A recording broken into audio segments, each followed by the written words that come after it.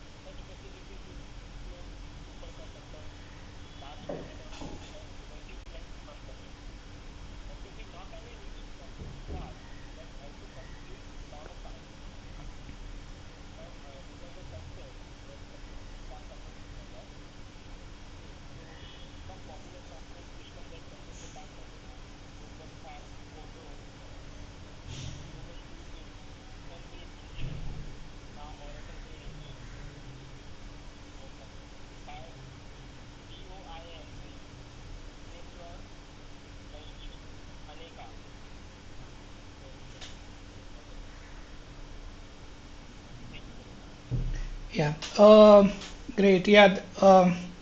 So thank you, Rishabh. You can unshare your screen and go on mute also. Okay, great. Yeah. So that last slide, basically you can take that as your project for your final year also. So you can create a grid environment, or you can, create a cluster environment using those softwares. So that could be your project also, if anyone is interested. So let me first share my screen.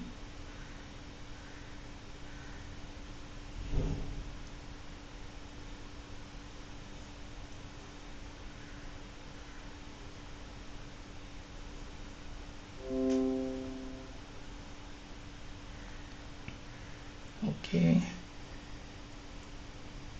So is can everyone see my screen? Can you confirm?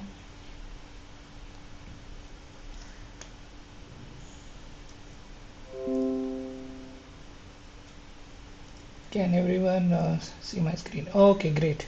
So everyone can hear me and everyone can see my screen. That's great.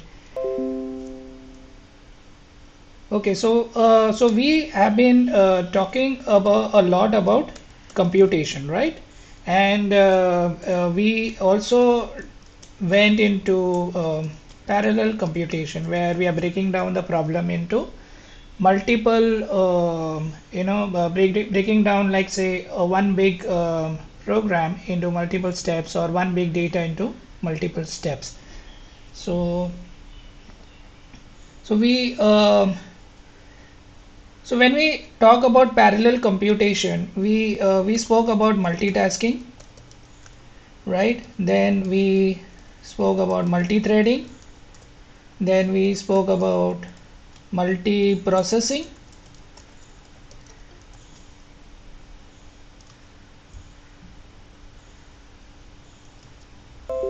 Okay. So and in multi-threading, we mentioned this is a area of concurrent computing. And we said multiprocessing is a true parallel processing, where we are using multiple cores in the processor, or we are using multiple processors. So we are using the actual hardware to do parallel computation.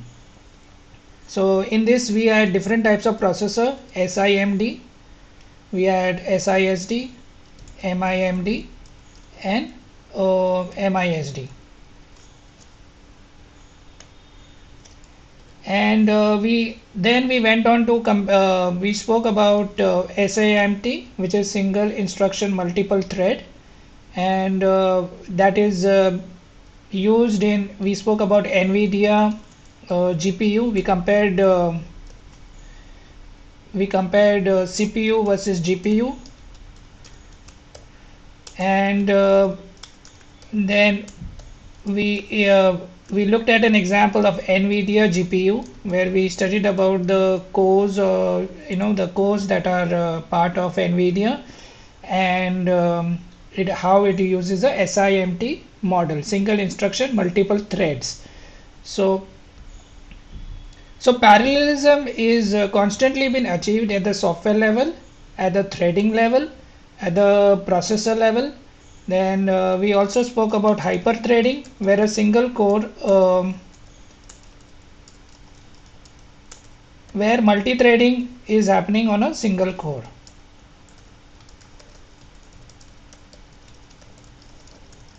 So ideally, one core can execute only one thread, but in case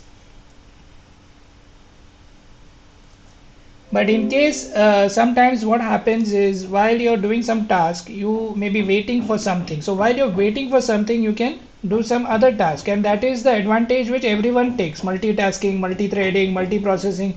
The moment you are doing a task, let's say, you are doing a task and you have to pass the parcel to somebody. Now when you're passing the parcel, you're busy, that's fine, but when the parcel is gone, you are free, and you have to still wait for that other person to give you the parcel.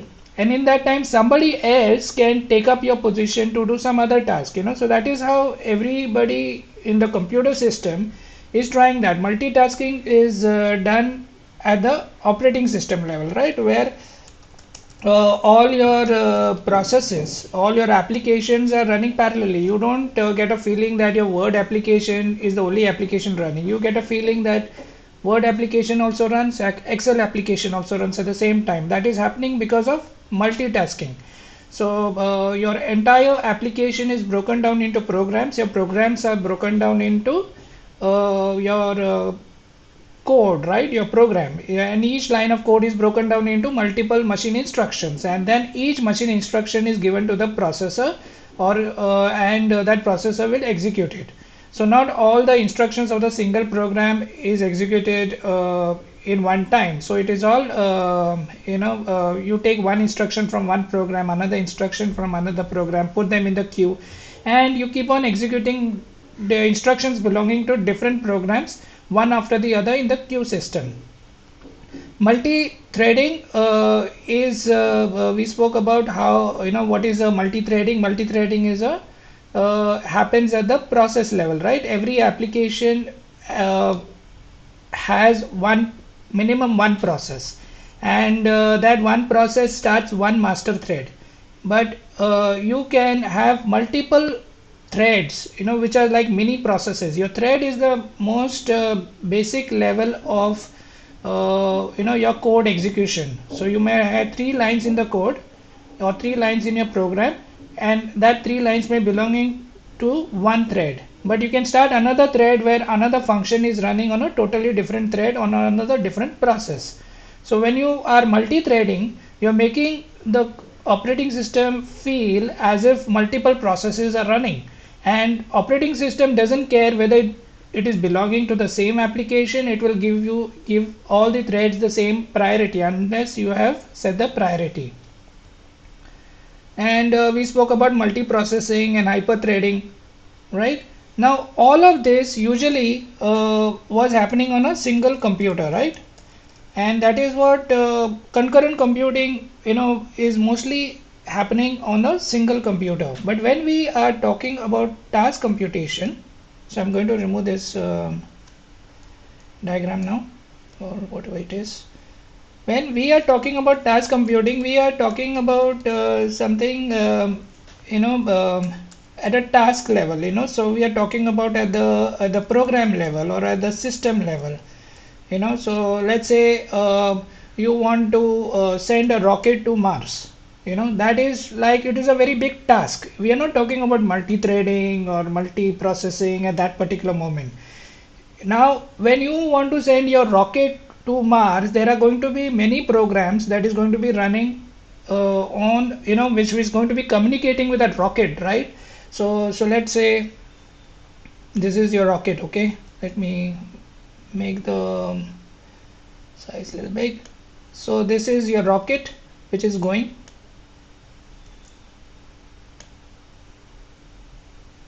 Okay, and let's give some color, some fire. So your rocket is going over here, and this rocket is supposed to communicate with all the, how this entire network, how this rocket is flying. It's been monitored from all over the world, right? It is from India, somebody is watching this rocket. Then from let's say from America, somebody is watching the rocket, and let's say from Africa, somebody is watching the rocket. And so there are many programs running at the same time and trying to solve one problem, get the rocket to Mars. So here you are looking at a very big problem statement itself. When you are looking at such a big problem statement, how do you solve that problem? Everybody is dependent on each other. India may be looking at one particular set of data, one particular some different set of data, and so let's say this is looking at D1 data and this one is looking at D2 data, and everybody is looking at different data, and D1 may be dependent on D2. At some point D1 and D2 have to know, okay, what is your data 1, what is my data 2, and so it's a very you know big problems, and that is where task computing comes into picture. So we are now extending a problem statement. Now anytime any problem that is given, whether it is at the concurrent computing level or at the task computing level, how do we solve the problem? Any big problem, whether it is small or big, it has to be broken down into multiple programs or multiple you have to decompose it, basically break it down, and that is what is called decomposition. In decomposition we said there are two types, right? We said there is domain decompose. You can decompose the domain itself, or you can make it functional decomposition. So this is another form of parallelism, right? This is we spoke about. So anytime whatever problem you have, either it will fall under domain decomposition problem, or either it may fall under functional decomposition problem. What is your domain decomposition problem? Is like you're saying domain decomposition problem is breaking down your data.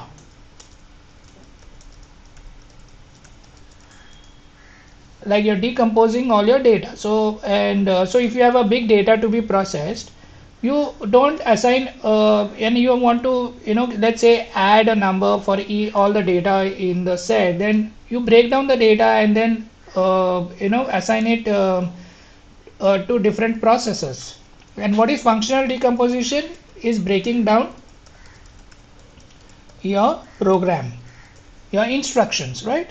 So so in this case at a very high level, we have to functionally decompose our rocket sending problem, right? So India is going to do task number 1, and then America is going to do task number 2, then Africa is going to do task number 3, and all these 3 tasks is going to be different. So but T1 task, T2 task, T3 task is all part of the same problem statement. We have taking one big problem T and breaking it down into T1, T2 and T3. Now T1 may be trying to work with D1 data, right? Now D1 data might be very huge. It might be now D1 data might be very huge, right? It may be 1, 2, 3, and you might have 1 million data, okay, whatever it is. So how do you now, if you try to process each data element at a time, it will take long time. So what do? You again decompose the data itself. So you as I said, you take down all this data number 3, so you break down this into you break down your data into multiple sets. So the first set will have D 1.1 will be having 1, 2 and 3. D 1.2 will have 4, 5 and 6, right? Then you give this data set to be processed to processor number 1, processor 1 or core 1 or node 1. So if you it may, so all these terms if it is node, then we are talking about a machine, right? So you can this can be assigned to processor 2, core 2 and node 2. So now you are not only decomposing functionally, but you're also decomposing domain data. So at both levels, so this form, the breaking down of data is called data parallelism over here.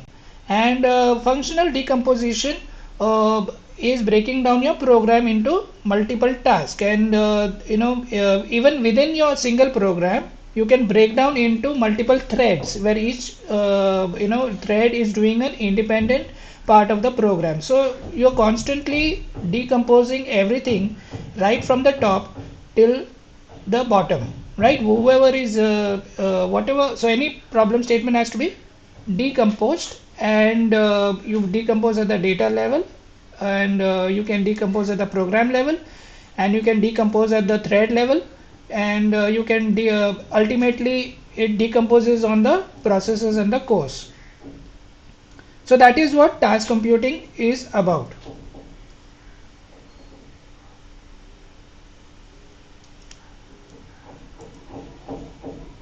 So in task computing, there are three categories we said, right? HPC, HTC, and MTC.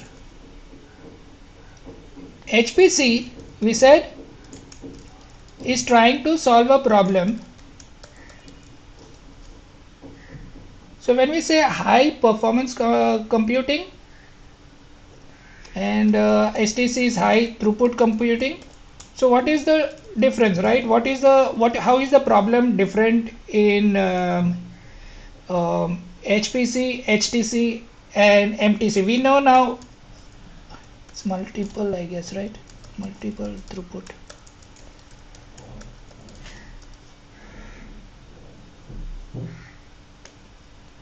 So what is different? Hold on. So what is different in all the three? HPC, HTC, all three are task computation problems. Okay, but what is different?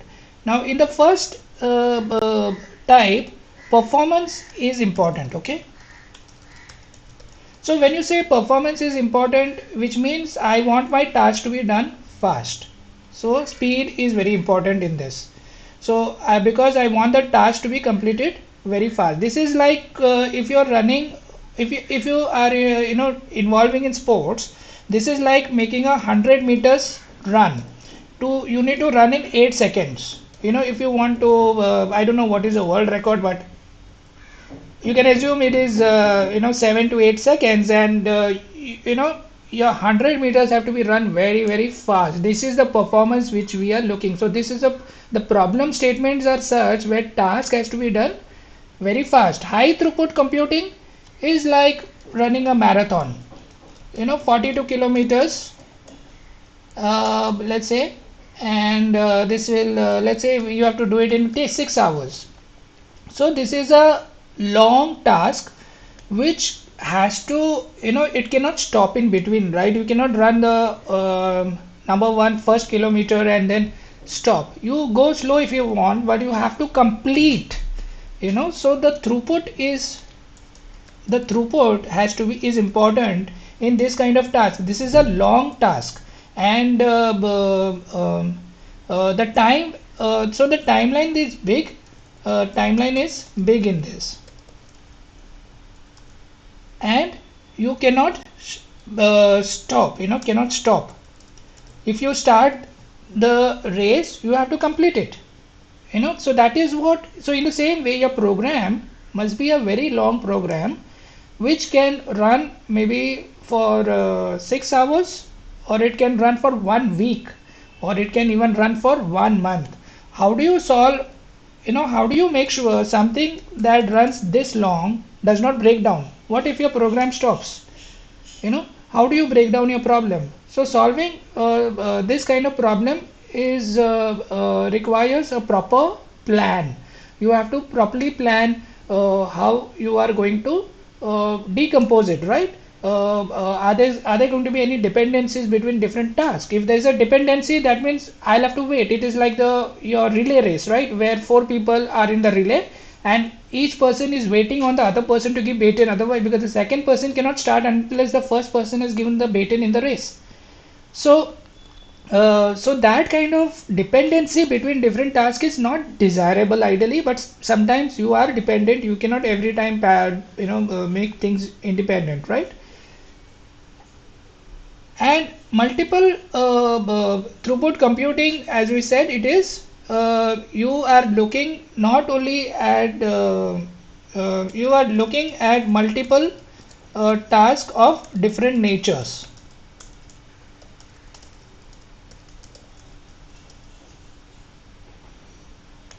So this will involve multiple HTC system.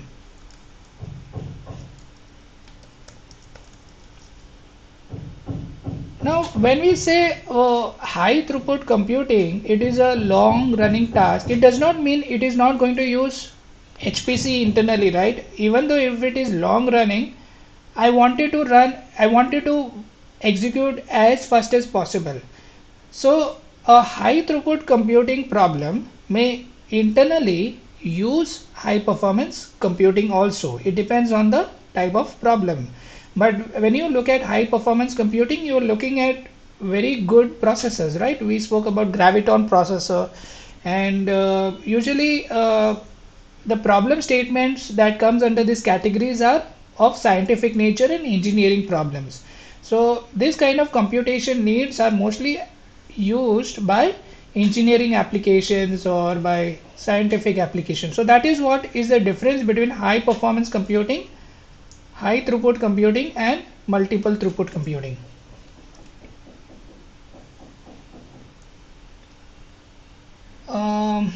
Yeah, this I'm recording the lecture, Joel. I think so. Yeah.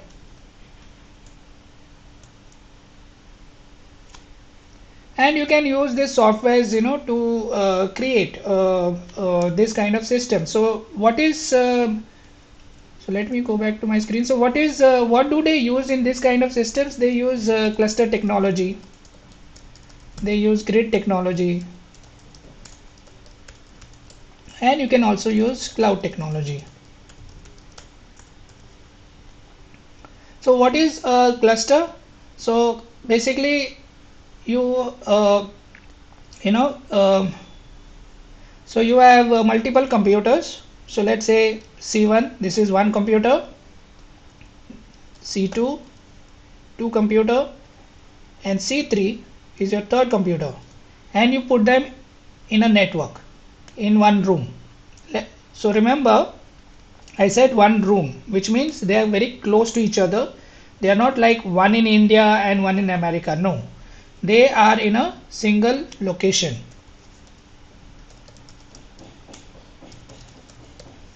So it is distributed computation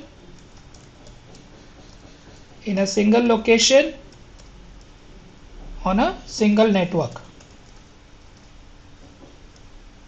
which means they are different computers, but the common feature is all the computers, all the nodes are of same type. So what does this mean? This means if I have a Graviton processor on C1, and I will have a Graviton processor even on C2.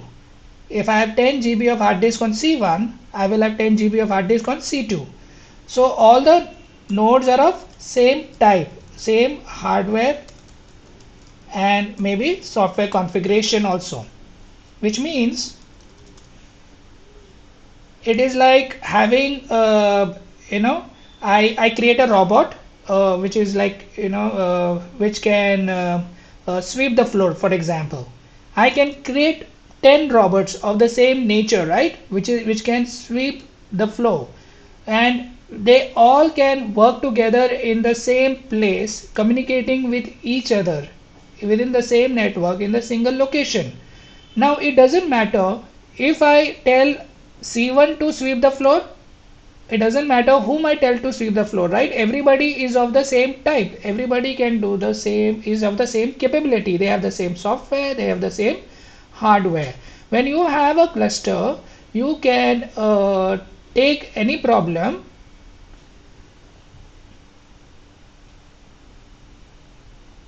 So you have a problem statement. Let's say you have a data problem, right? 1, 2, 3. We created data sets some time back, right? D1, D2, D3. So I can take one data set. I can create another data set 4, 5, 6. And I can create another data set. I may have another data set which has data 7, 8, 9. Now each of this data set, I can say I want to get an average of this. So I can give 1, 2, 3 data to C1 and say please calculate the average of these numbers. I can give 4, 5, 6 to C2. I can give 7, 8, 9 to C3. These are all 3 different computers or 3 different nodes or 3 different processors but we are doing parallel computation right over here. So in a cluster, the advantage of cluster is, I know that all the computers are of the same type, they are on the network. So if so now when I want to give the task, who is going to give it to the C1, C2, C3? In that case,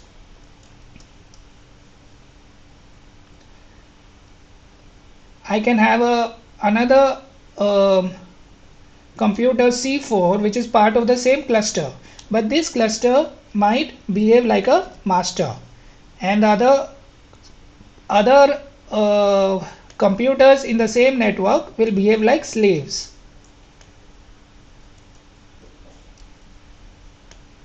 Right? And I can have not only one master, I can have two masters. If I have two masters, which means if one master computer breaks down, right? If C4 stops, C5 can still continue. If C4 and C5 stop, then I can make C3 the master, right? So all these coordinations can happen inside a cluster network. So you can so breaking down is one part of the problem. So this is usually called mapping, right? A mapping function. In a map reduce there are two functions. One is break down the problem, which is called a mapping function.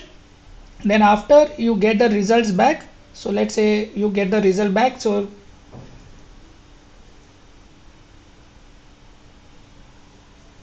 master is informed. So once master gives it to C1, the response comes back to C5, to C2 and C3, which means each of the nodes have calculated the average of 1 to 3 of their data sets. Now but in the end we want one average, right, of everything. So here you will get A1 average, here you will get A2 average maybe, and here you will get A3 average. But somebody has to bring together, right, all these three and calculate one value,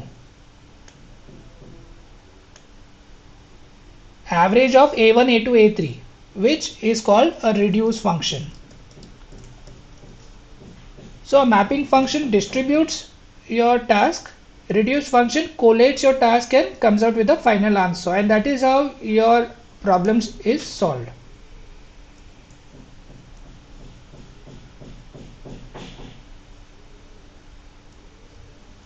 Okay.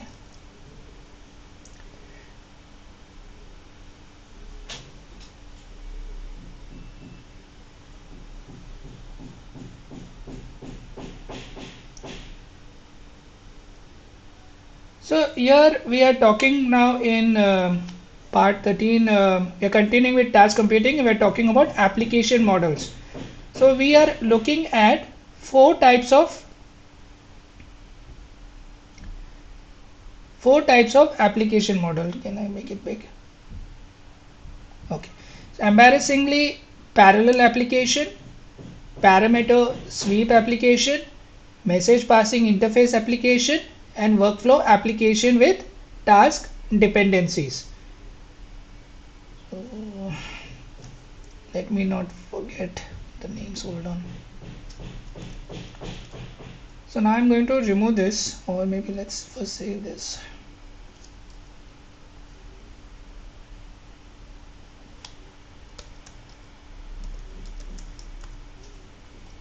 So these are your task computing categories, okay? Then in our previous lecture, we mentioned how task computing problems can be solved, right? We let me show you that diagram.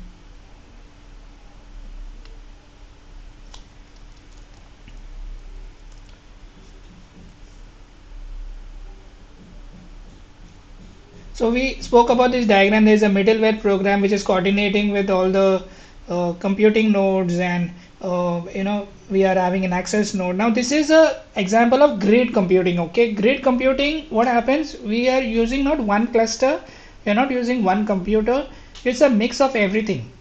The only difference between the difference between grid and cluster is very localized to one location, one network, same computers. A grid is a mix of everything because it is trying to solve a rocket problem. So you have to create a grid system between, I give you an example where a rocket is flying and we are communicating between India system, America system and Africa system. Now each of the location must be implementing their parallel computation in their own way. They may have their own cluster. We do not know. So, and they may be solving a different problem in each location. But all the three locations have to communicate with a common system also at the same time, right? So a grid can use multiple clusters in different location is not localized in grid. A grid is a more global solution. Now when you want to ensure how do you run systems like this in the world, then you have to use grid computing technology. So you have to look at what grid computing softwares are available and what cluster technology programs are available, how to make them talk to each other, how to coordinate with each other, which program will be master, which program will be slave.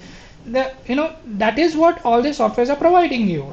They are giving you a framework and they're telling you go ahead and install something like this and you make it work and get your task done parallelly and quickly. So that was the diagram on the infrastructure for task computing. Okay.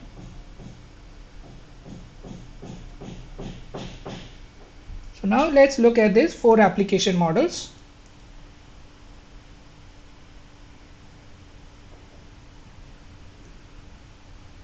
What's this?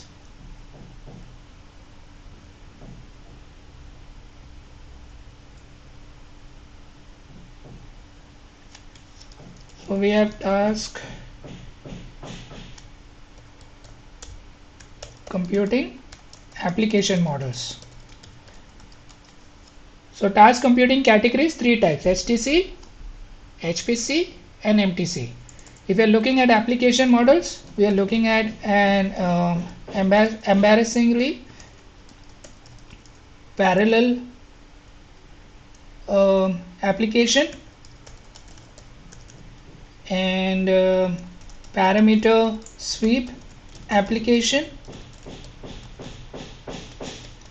message passing interface application, and you're looking at workflow application. So what is an embarrassingly parallel application? It is a application which solves embarrassingly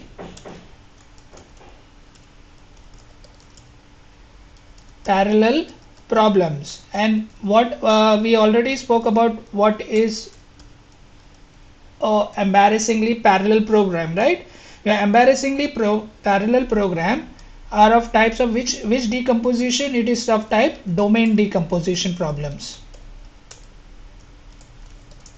And what is domain decomposition problems? What is broken? Is it data or is it program? What is broken over there? It is the data is been broken down.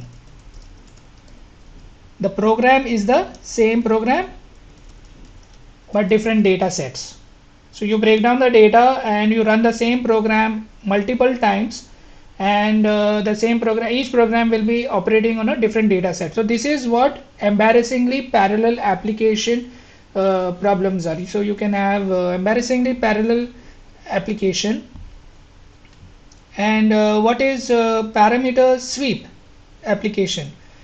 So parameter sweep application is where you can it's like where you can use different parameters, like different so you can for example you may have something like run my application and using India configuration is equal to India. If it is India, then the location will change, the cluster will change, the task will change, everything can change, right, depending on where you're running which part of the program.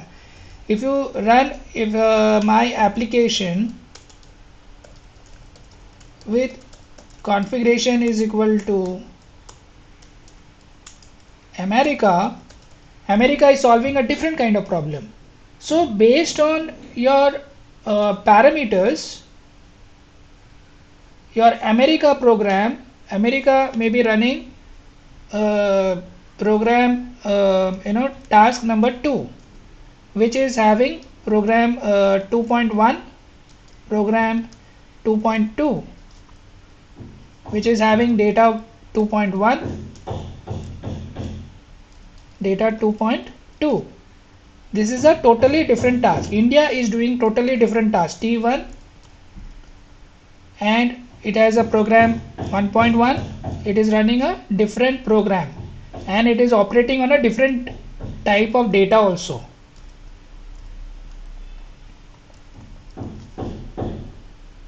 You just have to pass in this information. So there is going to be some template file. It is like your JSON or XML or YAML template file.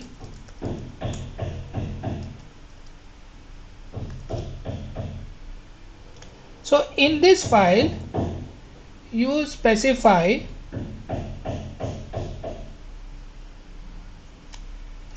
whatever configuration you want to, what programs you want to run. Here you can say if it is India, run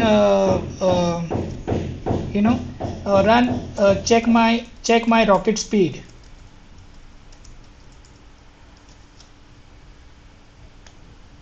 If it is America, I will say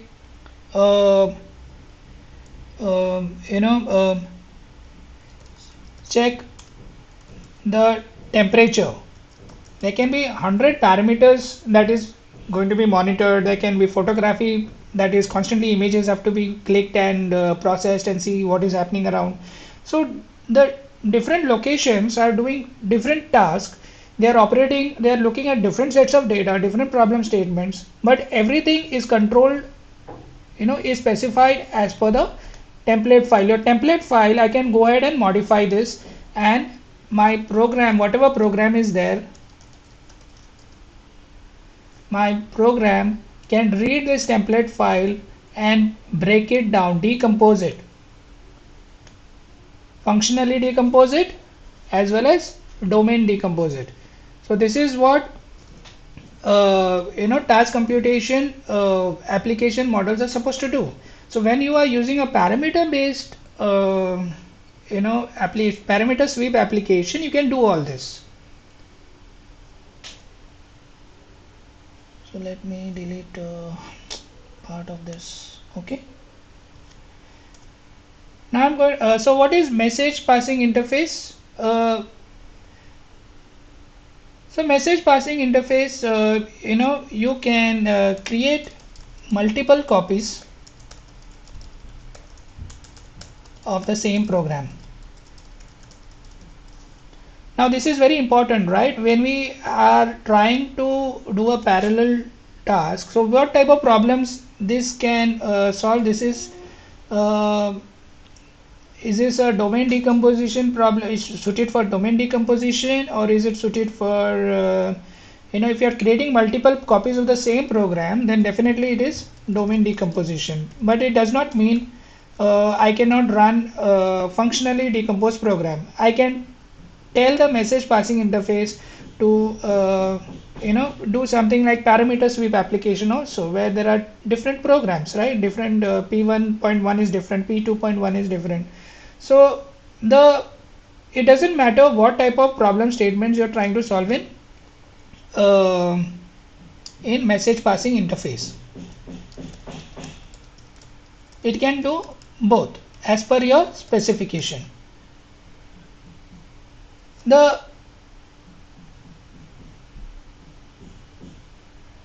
So in message passing interface, you create multiple copies of the same program. So let us say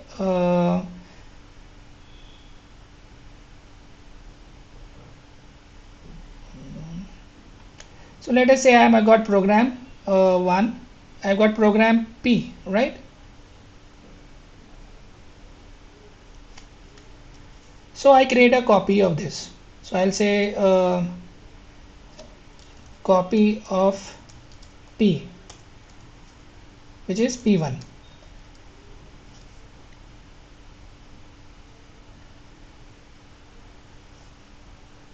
So that is one thing I can do, right? I can create multiple copies. Let me just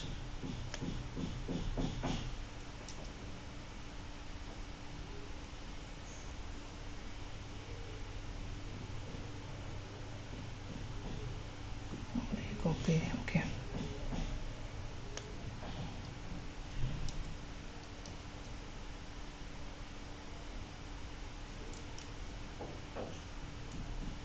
Hold on.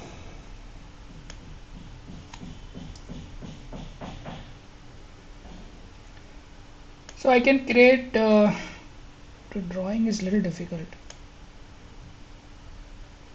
Multiple copies of the same program, and they can talk to each other also using message passing interface. Anybody can talk to anybody. Till then they are part of the same group. So let us say this is group 1. You can start another set of programs which is probably doing something else, and you can create multiple copies of that also.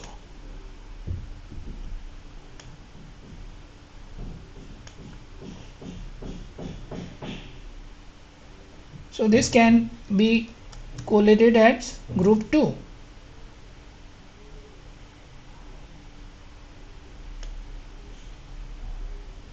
And if they have to pass data to each other, then they can also pass data to each other.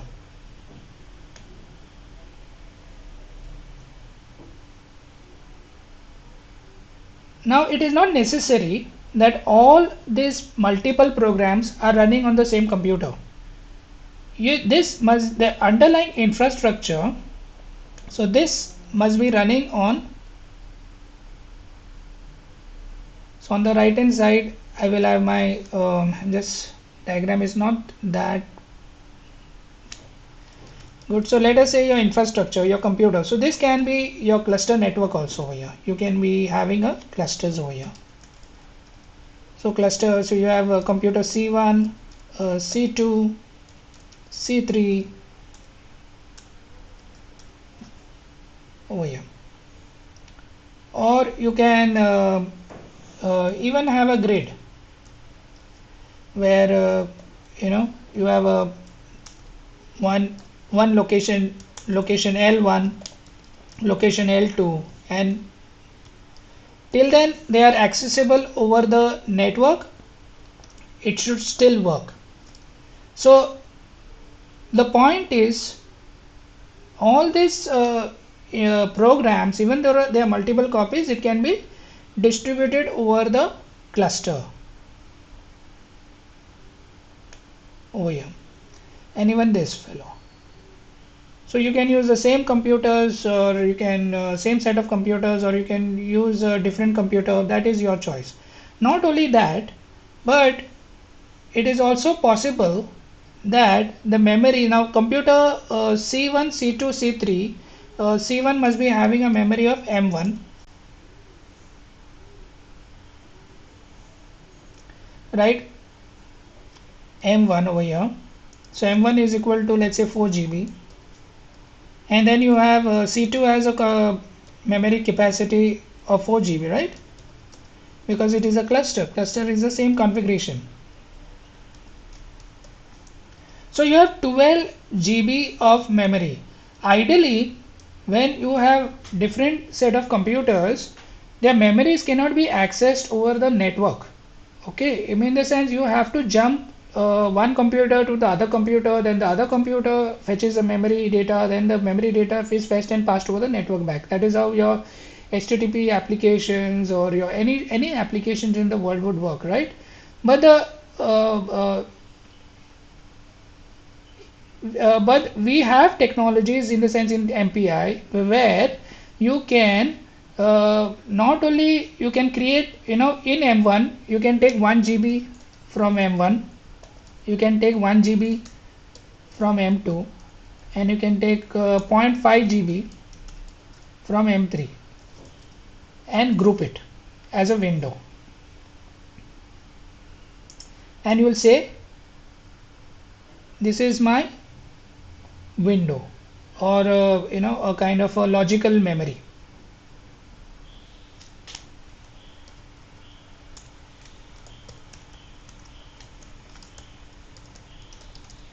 Logical grouping of memory across multiple computers. When you have what is the advantage of bringing memories together? The advantage is sharing data. When for let's say 3 computers, these 4 computers are using this particular window. So which color should I use?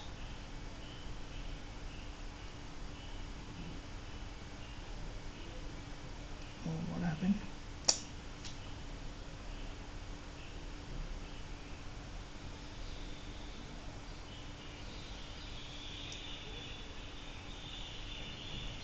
Okay. So let's say all these 4 computers, they can be referring to the same memory. It will operate as if they are using the same memory, as if they are using the same computer. It is not, they will not know. So just like you're making a cluster of computers, you're making a cluster of memories, right? Where memory is across different computers are shared, and you make it look as if it is one memory. When you are, if everybody is using this window, whatever this fellow is passing A over here, the computer 1 is passing A, the computer B is passing B, and third computer is passing C data.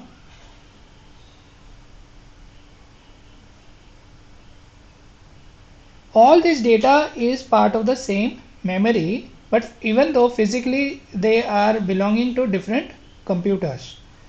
So this is what message passing interface application model is all about. It is about breaking, creating multiple copies and passing the data to each other, because anytime you are trying to solve a problem, it is possible that I may require some information to move forward. It is like the relay, right? I require the baton.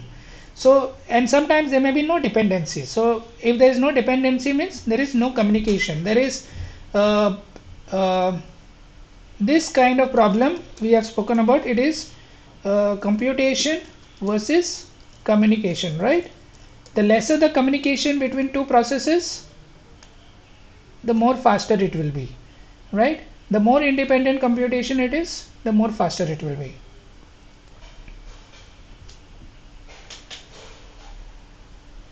So yeah, and the other thing about message passing interfaces, not only you can make a group like this, but you can make a third group altogether different, like this, group number 3.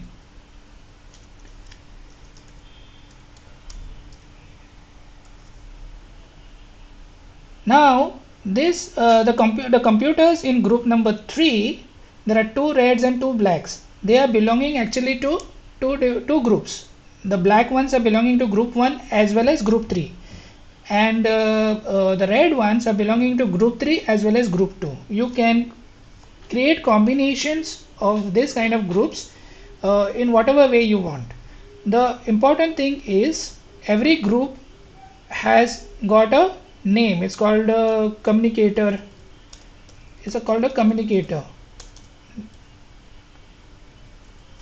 so communicator group 1, communicator group 2, communicator group 3, and they have got ranks. So this in communicator group 1 I will give some ID. So in communicator group 1, this is rank 1, this is rank 2. So giving rank is providing IDs to each computer, and this is rank 4. Then at the same time, communicator group 2 has got 4 computers, so this is rank 1, but the group is different, remember. Okay, the rank can be same in different groups, but you cannot have two nodes with the same rank in the same group. And rank 4. Okay, and at the same time there is a group 3, which is a very different set of combination of computers, right, or different nodes. In this is R1, and this is R2, this is R3, and this is R4. Once you have organized your computers and marked them using some ID, it is very easy to communicate within any group or group to group, right? I can rank 1 computer can communicate with rank 2 computer of the same group, or rank 1 of group 1 can communicate with rank 2 of group 2, right? For the MPI, it doesn't matter underlying what infrastructures has been used. You create whatever infrastructure and give it to MPI. You give a STC combination, you give a HPC combination, MTC combination, and you implement MPI over there, and it will use your maximum power of your computers and your distributed computation. Your distributed computation, the moment we get into task computing, we move beyond parallel computing into distributed computing, and that is the main difference, right? We are doing more of distributed computing, and even within distributed computing, each computation must be doing parallel computation. And what is a workflow application model? A workflow application model is, let me save this first.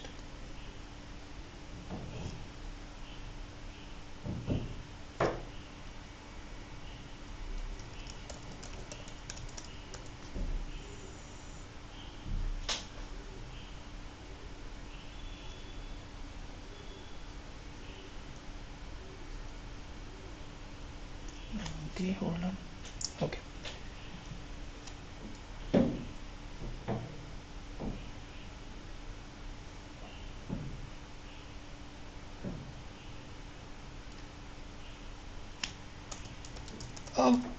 So workflow is a purely functional solving functional decomposition problems. So when you want to fly a rocket, you may be having a launch followed. It is not only solving a functional decompose problem, but it is also solving it in a particular sequence, in a particular order. You cannot so launch, and then it goes to level 1, cross the atmosphere, then align your get to the orbit, right? You have to choose your orbit, right? How high are you going to, at what point, what is the radius, at what radius are you going to rotate? That is getting to the orbit level. And then start collecting data. Maybe it's a 4-step process, right? So you can your launch is like one task, cross the atmosphere. Once you launch, I hope you're understanding what I'm saying. So the rocket is here, it has to go over here, it has to cross the Earth's atmosphere, right? On let's say this is the Earth atmosphere and this is your diagrams are a little difficult, sorry. So this is your Earth and this is your atmosphere where your oxygen level is there, and maybe you want your rocket to be here. You want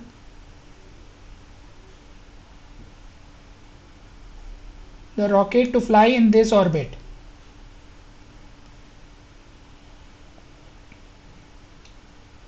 And once it reaches this orbit over here, it has to move in this orbit and keep collecting data. So it is a multi-step process.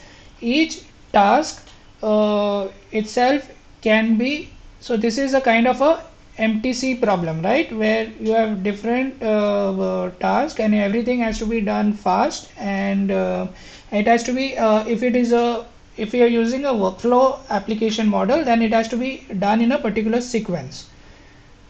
So this fellow launching must be running parallelly the same program over here. Once you launch, all the data has to go to level 2, right? So please excuse me for my diagram.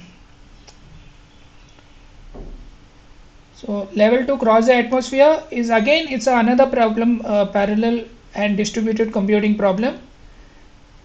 And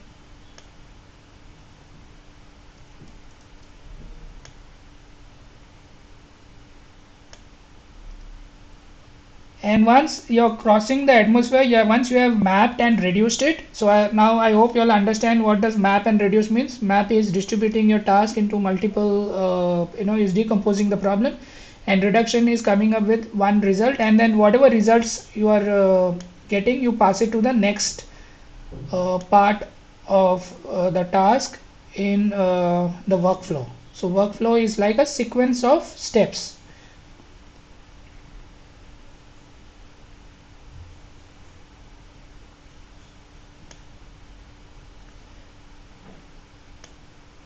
So this application models, you depending on your type of problem statement, you use the appropriate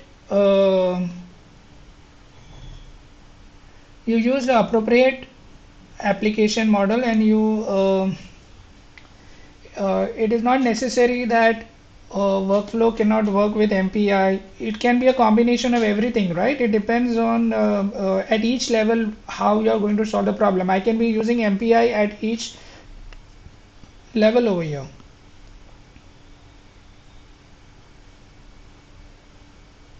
Which color? So collecting data, right?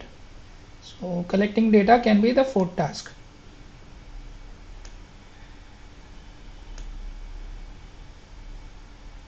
So there's a lot of communication, that is happening in your workflow application.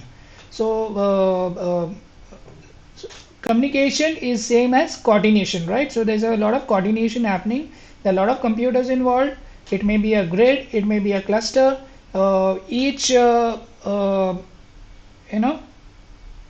This launching may be done by America.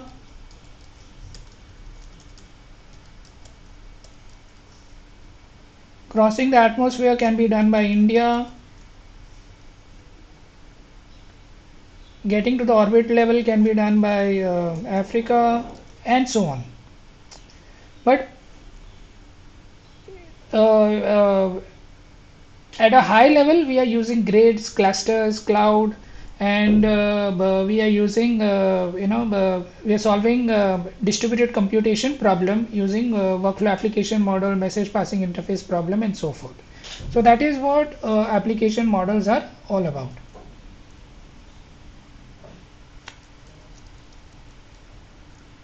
I'm not going to go through the slides. That is what you can go through. So here, if you notice, these are all processes in message passing interface, and they are grouped and they're given a name, MPI ComWorld. By default, everybody belongs to MPI ComWorld. So there is a default group that is created for all the processes. If you say send a data to the group with a name MPI ComWorld, you're passing it to everybody. That is like broadcasting the image. And you see there's a communicator A, communicator B, there are different groups. That is what we spoke about.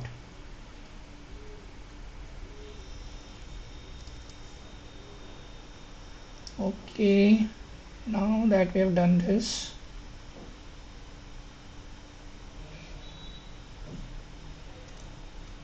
how much time do we have?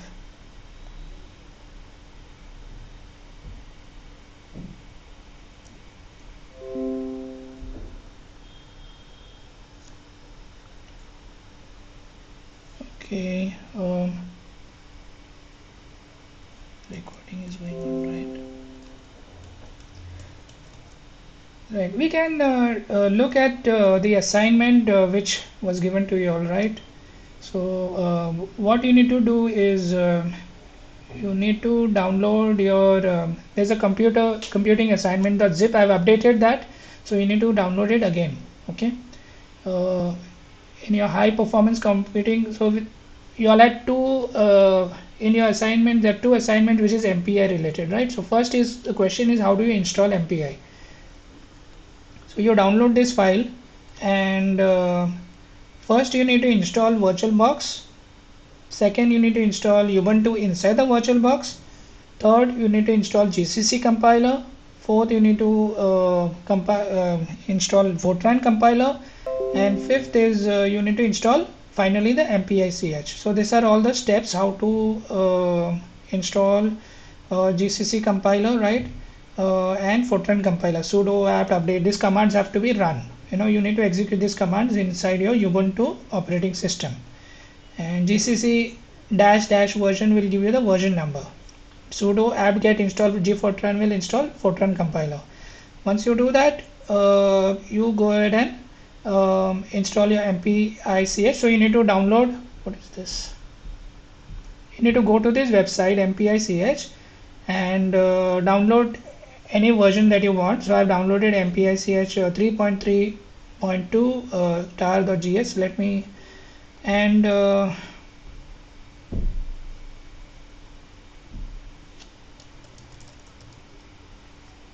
this is my VirtualBox which I've installed on my computer.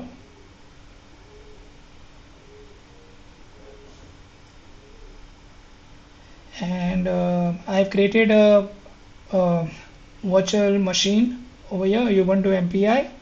In this I already got all my installations done.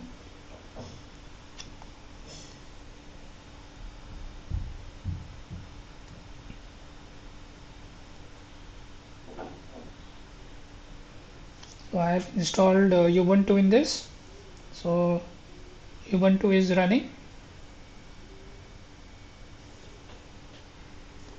Hold on, it will take time.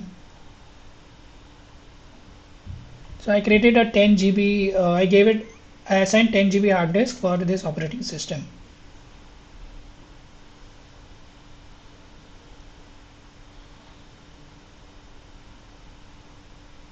Okay, why?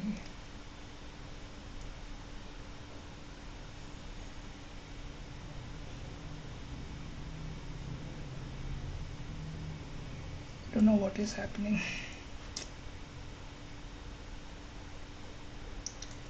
Is it slow?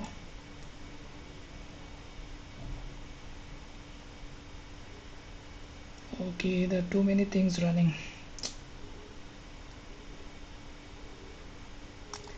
It's not getting it's a problem of OPS Studio is also running and virtual machine is also running, plus I'm running an operating system inside that. I've given 10 GB hard disk and 4 GB memory to this. So let me just close this power off. Let me see, can I increase the memory? How much memory? I've given 4 GB memory.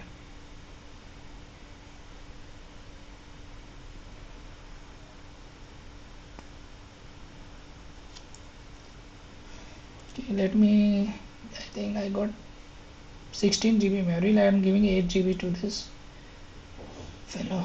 Okay, let's see test.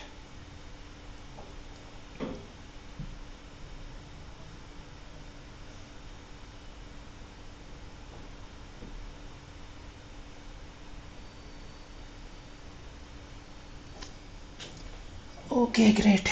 So you want to please start. Oh, great. It's a little faster.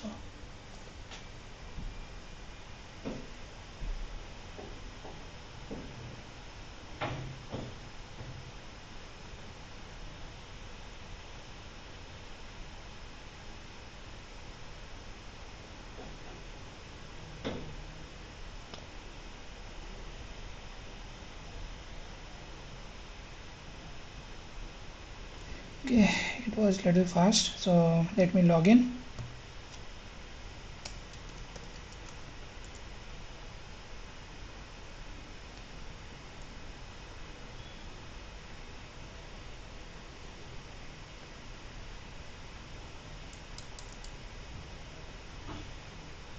It's a little slow because of all the programs that are running.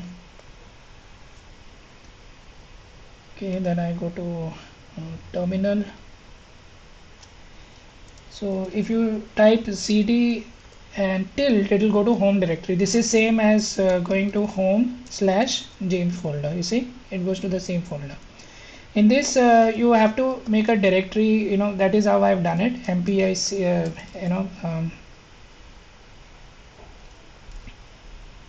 MPICH, and so I've already created the folder. So MPICH. Here you need to untar the file, so you need to run that command, MPICH, whatever tar file is like your zip file, okay, tar.gs. Once you do this tar, this is like unzipping the file. Once you do this, a folder will be created in this. So if you see, this folder is created, cdmpi ch -3.3.2. Once you get over here, you need to run /configure command. This will run, this takes time. The configure is will take probably 5 minutes, but the next step, once you do this, it creates some make files. So if you notice, there will be a make file over here, right? So this make file will be generated, and once make file is generated, once that step is done, you run make all install. So this will use that make file and will run all your installation. Once you have done this, your MPICH is installed, and then what you do, you copy all the C programs whatever I have given you. So here there is test reduce.c, test parallel.c, test hw.c. Is there any other program? So let us, what we'll do is I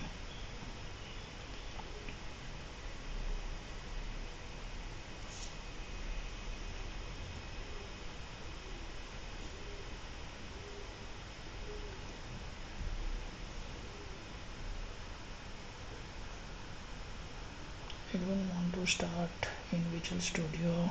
Okay.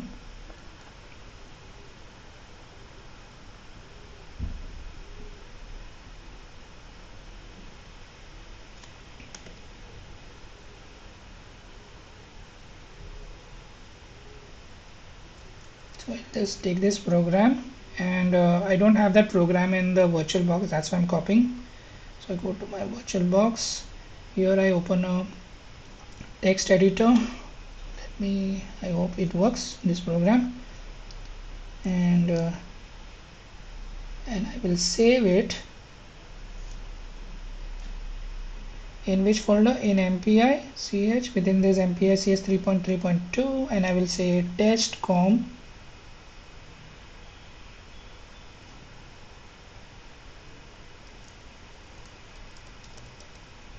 .c.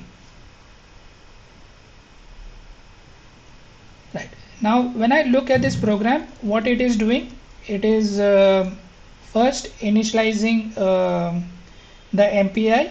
So this and in the end, if you notice, there will be an MPI finalize. So between this, everything will be running using MPI implementation. So here you are so this is one program, right? We every time you run this program, each the copy of the program will get a rank, right? We said get an ID. So it is here, it is saying okay, I am program number 1, I am same program but rank 1, rank 2, what is my rank? And what is the size is like your total number of nodes in the single group. So I may have in our example we had 4 we created 4 nodes part of the same group. So size will be 4 and rank will be 1 2 3 4 for each node. So what this fellow is trying to do, it is trying to send the data over here. If the rank %2 is equal to 0 means this is, I hope you'll understand what this does. This is a remainder. When you divide any number, you get a remainder, right? So if you divide it by 2, either you'll get a remainder 0 or 1 at any given time. So if it is even, you will get a remainder 0. If the rank is odd, you will get a remainder as 1. So if it is 0, then it will enter this if statement. If it is if the remainder is 1, it will enter this statement. So what is happening in the first if statement? It is sending the data, and where it is sending to? It is sending to rank plus 1. Means if I am a node with rank 1, I am sending this data to rank plus 1, means I am sending the data to number 2 and if it is 2, then I am sending the data to the node with rank number 3. And what this fellow is doing, this is receiving the data. So who is ready to receive the data? All the odd number ranked nodes are ready to receive the data. And from where it is ready to receive the data? From any source. Oh yeah, means anybody is sending any data from anywhere, I want to use it. That is what it is trying to say. I can say this is rank 1. I can remove this MPI and source over here, and I can say no, don't accept from anyone, just accept it from rank number 1, or accept it from rank number 2. I can coordinate the messages. So MPI underscore send is used to send the message to any node belonging to any group. And what is the group I am sending to? MPI COM_world. As I said, this is the group name, so I can say this is group 1 over here. Send it to this group, send it to that group, send it to this particular rank number within that group. I can have all these combinations and send this data over here. So this data may be broken down before it has reached over here at this point. Before it has reached MPI send, must have already been broken down on the top. But we are not doing this. This is an example of simple send and receive communication. So let us see if we can, if this works. So how do you, first you need to compile the program. So compilation is, so I'm using this MPI CC command. Okay, there's you can notice there's an MPI CC command to compile your C program. So your C program is, in this case it is test.com.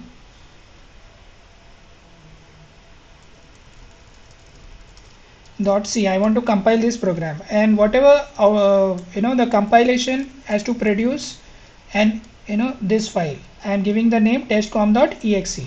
So testcom.c is your source code and testcom.exe is your output. If you notice it, the command says -o over here. It's continuous. -o means output. So the output is testcom.exe and the input is testcom.c, and we are compiling this program. So let me compile and see now. Okay, so once I compile this program, let us see if testcom.exe is created. Where is testcom? So here, right? So this testcom.exe is created. Now I can run my MPI program. So let me For that I need to use MPI. Oh, it's not there. Okay, let me see if the command is there.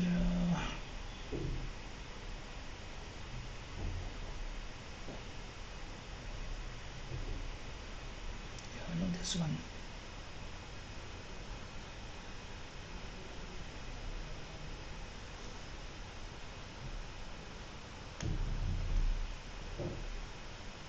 Right, MPI. So let me see if it runs using only one node. MPI EC dot slash testcom dot exe. So it says because we require minimum 2 ranks, right? We are using a send and receive, means it requires at least 2 nodes. So let me do this with 2 nodes. How do I do with 2 nodes? How do I create 2 copies? I say dash n space 2 and exe. Now what will happen? 2 copies of the same program will be created with different ranks, rank 1 and rank 2. So you see, I am one of 2. This is saying I am rank 1, and this is the size of my group. There are 2 nodes inside my group, and I am rank number 1. I am sending the data MPI send, and this second fellow has been also been created at the same time, and it has received the data. Is saying MPI received called 2 of 2. I am rank 2 of 2. So let me just show you a simple diagram what happened in this.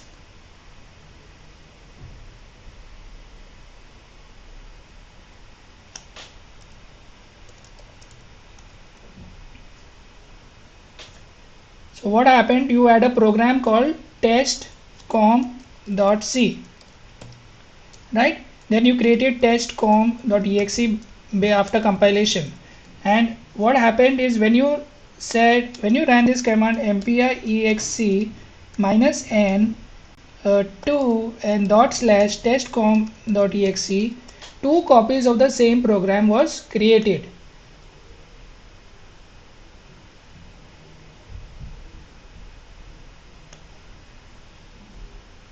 Right, and this was belonging to the same communicator group. This was belonging to which group? MPI Com World. If you notice, by default everybody is part of MPI Com World, and in MPI Com World group, this node was given rank number 1. So it actually starts with rank 0 to rank. So but let us not just so that you all don't get confused, let me just say rank 1. What's happening? Hold on.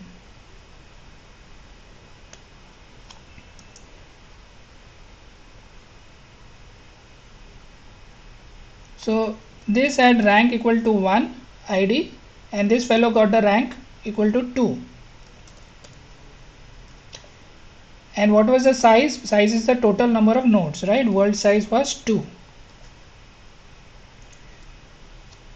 So I said, I wrote in the code, if rank %1 equal to 0, then you send MPI send, something like this I did. Else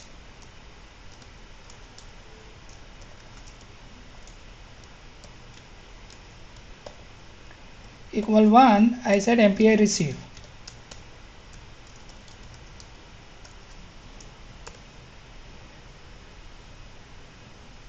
So in this, this was actually, it starts from 0, but I'm saying rank 1. So this fellow called the MPI send, and this fellow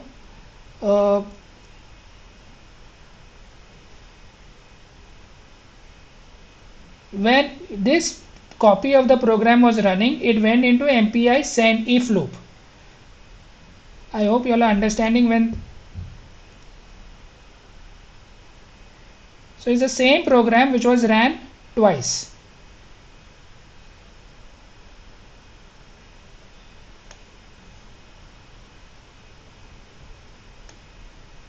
When this fellow was running, it went into the if loop and it called the function mpi send. And when this fellow was running, because of the rank number it got, it was waiting in the else part of the if loop, the if construct. So this was it landed up in executing mpi receive. So whatever data was passed by this fellow, data was received by this fellow, and it can do anything with that data. So here you notice one is the same program, but two copies were running, but one copy was running the if part and the other part was executing this the else part. So one was sending the data, other one was receiving the data. They were the same program, and this is what message passing interface is all about. You are passing messages or you are passing data between two different nodes and you are doing parallel computation.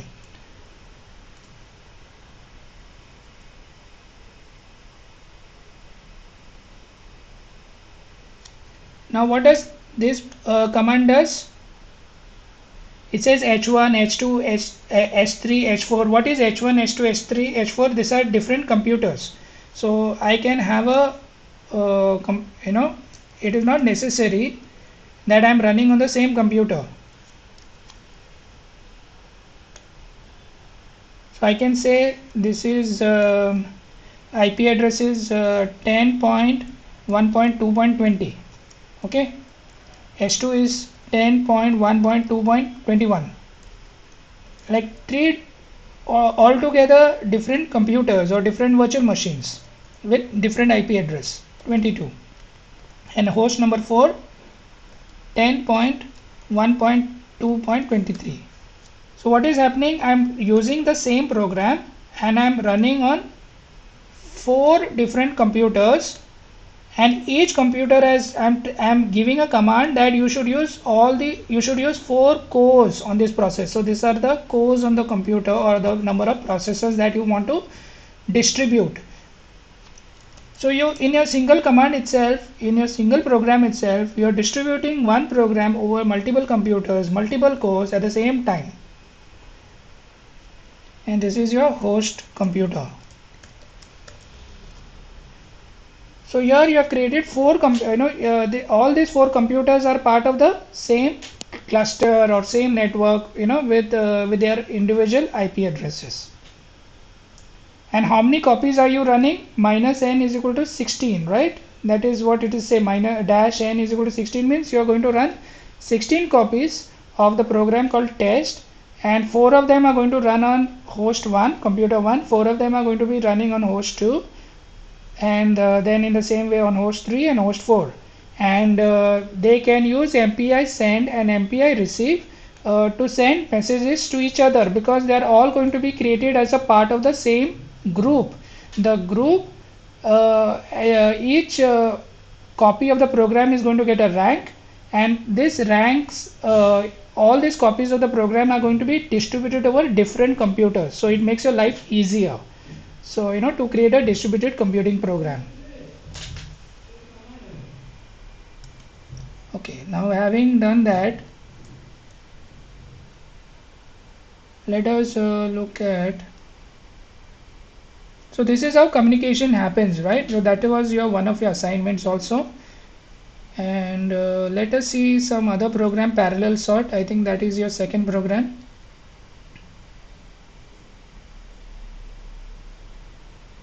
So here what we are doing is, we are got an array of 32 numbers.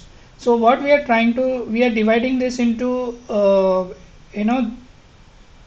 we want one program to sort the first 16 numbers and another program to sort the second 16 numbers.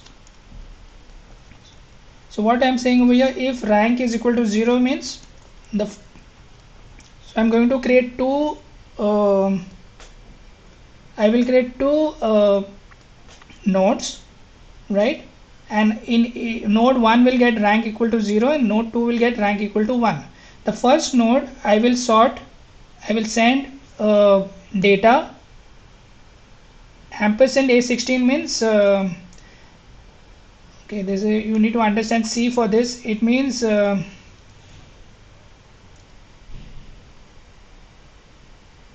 Let me draw the diagram.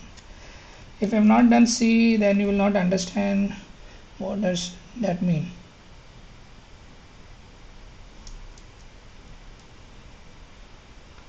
Right, so you have defined an array A of 32 is equal to something something, all the numbers you have defined until 32.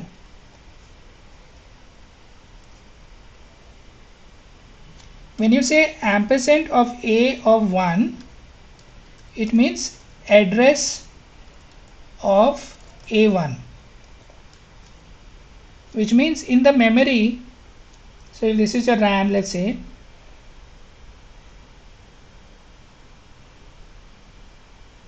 your value of A1, your array A1 will be stored, let's say here. So this is A1, A2, and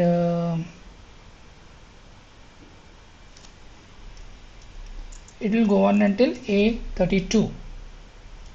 So A1, your value will be 1, A2 will be value is equal to 2. So when you say address of A1, this must be stored at 1, 2, 3, 4 address.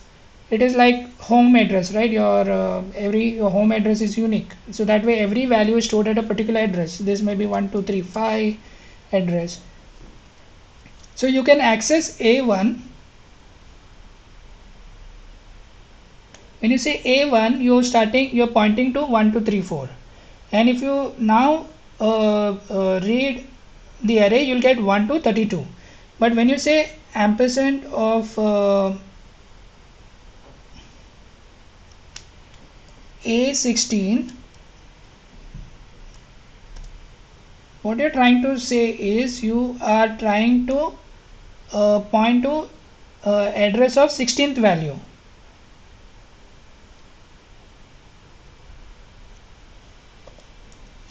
So now if somebody is accessing the array, they can read from 16 to 32 over here.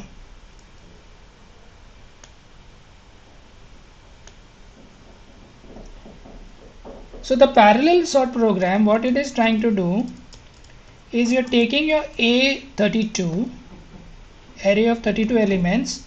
The first 16 elements can be accessed from A1 to A16 by just referring to A, the address of A, but B is equal to A of 16.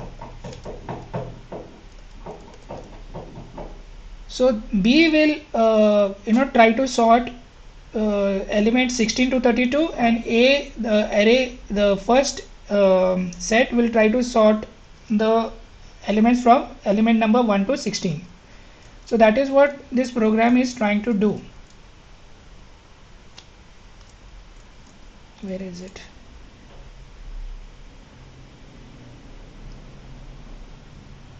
So you see, ampersand of A16 means I'm sending the array from 16 to 32, whatever is the end, and then I'm calling the sort program over here, and here B has been received by which rank? So this is rank number. So I think this fellow is in received by rank equal to 1 over here. So this fellow is sending the data to 1, and this fellow is receiving the data from 0. You need to look at the parameters. I don't remember the parameter sequence, but one is sending 16 elements, sorting it. The other fellow is receiving it over here and doing something with it.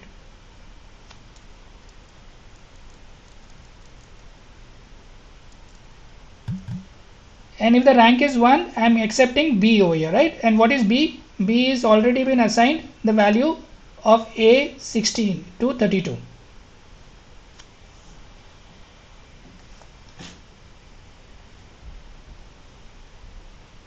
Right. So let me draw one more.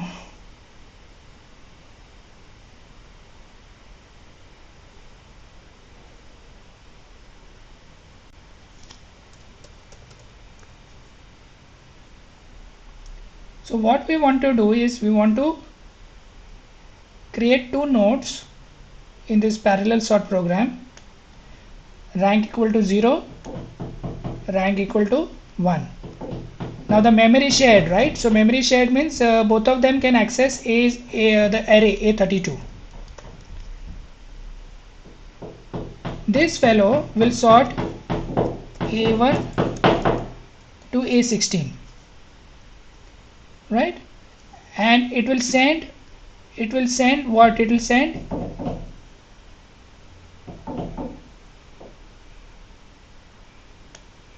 the data. When it is sending the data, this will do MPI send.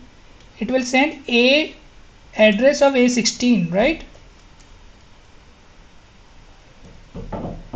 This fellow will be receiving MPI send in B. So this is like passing an array from 16 to 32 and assigning it to B. When this fellow receives it, sorry, not MPI send, MPI receive. This fellow will be accepting it in B and it will sort B over here. And this fellow will be sorting A1 to, this fellow also will run the sort program. It will be sorting A1 to A16. But when you're sorting B, you're actually sorting 16 to 32. And when both these fellows are sorting, your array elements are getting updated automatically because it is sharing the memory. So when you get the final value, you should see two sorted set of elements within the same array.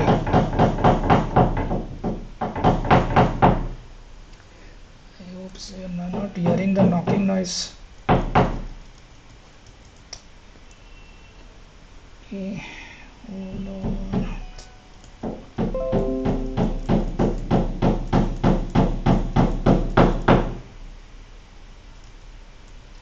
So where yeah, I need to go in the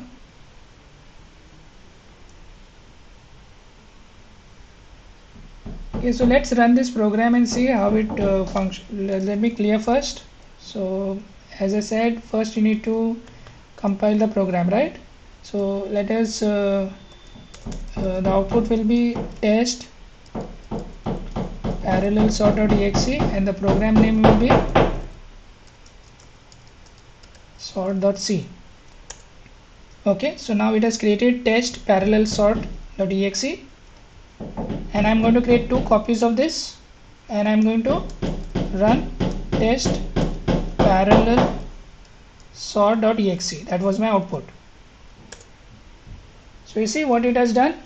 Whenever the program number 1 is running, it's saying I'm rank number 0 out of 2 processor. This fellow is a second node. When he is running, he's saying I'm rank number 1, and this fellow has got this array, and he has sorted the array over here. You see this 0 to 23, and this fellow also rank number 1 has sorted the array elements number 16 to A32, and in the finally at the end I'm printing the entire array from A1 to A16. So so you see first 16 elements was sorted by the first node, and the second the other 16 elements was sorted by the second node. So it was happening parallelly using MPI technology, and that is what this parallel sort program is doing. So there is another program. Let me see if you can look at it. It works like a map reduce. So here I am creating some random numbers on top, and I am trying to calculate the average. So how many numbers I am trying to calculate, so that you can specify how many numbers you want to calculate. It is creating some random numbers first. So random, if I say I want to create 100 random numbers. It will create any number 1, 2, 5, 10, and it will take an average of that. And I can specify how much, what is the number of elements per process. Means if I'm creating 4 nodes, means each process should create 100 random numbers. I can specify this in this program. If you study this program, you'll understand. But try to understand, here they are using a particular function called MPI reduce. MPI reduce is taking the sum value of whatever is updated in local sum by each node, and finally it is updating in local sum over here, and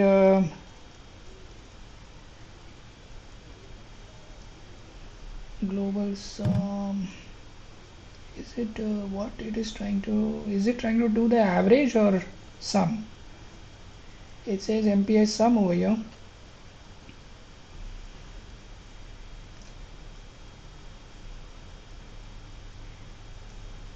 But the important thing to know is the reduce function is taking the values from all the nodes and running this program.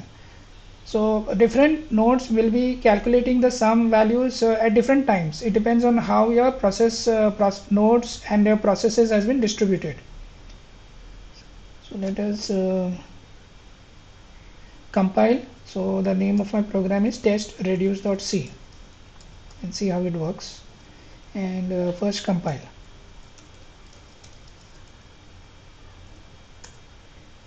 So my exe has been created. Now I run my exe. So test reduce. So I'm going to create 16 processes, okay, and in each process I'm going to create 100 random numbers. So 100 random numbers, which means or let's say which means there is going to be 1600 random numbers, and I'm going to divide this entire data into 16 sets, and each set is going to calculate the sum value or average value, whatever this program is doing.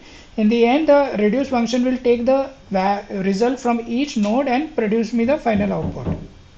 So I run this program. So you see local sum process, this is rank number. Process 8, rank number 8 got this data set, and the sum was 45 whatever, and the average was 0.45. So it has calculated the sum and the average both. And in the end, the reduce function, this is what the reduce function did. Total sum is equal to 795. Took the values from all the nodes and calculated the sum value and average over here. So all this was done using parallel computing and distributed computing. As I said, you can distribute this one program on different hosts or different set of computers also at the same time. So that is what this MPI assignment is all about. And with that, I can shut down this computer, I guess, and so that the memory is reduced.